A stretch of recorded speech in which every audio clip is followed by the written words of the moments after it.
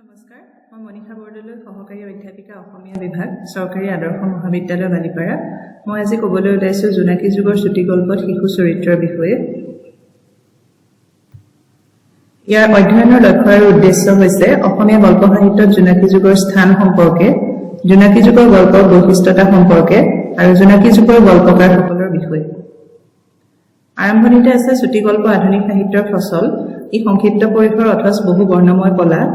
ভাৰতবৰ্ষকে কাহিনী সাহিত্য বা গল্প সাহিত্যৰ জন্মভূমি বুলি অভিহিত কৰিব পাৰি যদিও আধুনিক চুটিগল্পৰ বিকাশ পাশ্চাত্য সাহিত্যৰ সৃষ্টি জাৰ্মান আমেৰিকান সাহিত্যৰ দৰে বাংলা সাহিত্যৰ লগতে অসমীয়া চুটিগল্পই ভাৰতবৰ্ষত জনপ্ৰিয়তা লাভ কৰে অসমীয়া চুটিগল্প জোনাকী যুগত লক্ষ্মীনাথ বেজবৰুৱাৰ হাততে জন্ম লাভ কৰে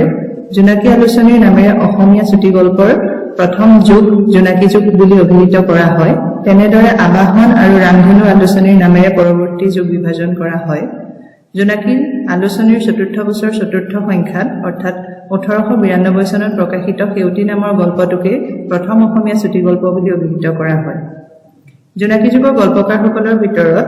আমি লক্ষ্মীনাথ বেজবৰুৱা শৰৎচন্দ্ৰ গোস্বামী দণ্ডিনাথ কলিতা সূৰ্যকুমাৰ ভূঞা নকুল চন্দ্ৰ ভূঞাক অন্যতম হিচাপে ধৰা হয়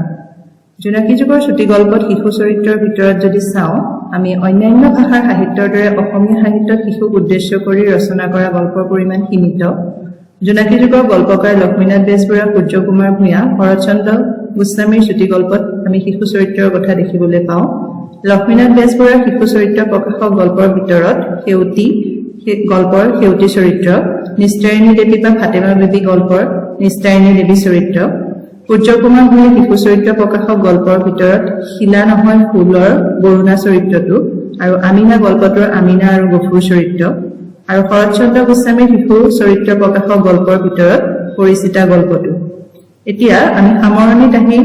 পাইছোহি আৰু সামৰণিত আমি যদি চাওঁ শিশু কেন্দ্ৰীয় বা পাৰ্শ্ব চৰিত্ৰ হিচাপে লৈ ৰচনা কৰা গল্পৰ সংখ্যা কম হলেও জোনাকী যুগত উক্ত গল্পকেইটাতে আমি শিশু চৰিত্ৰক প্ৰতিনিধিত্ব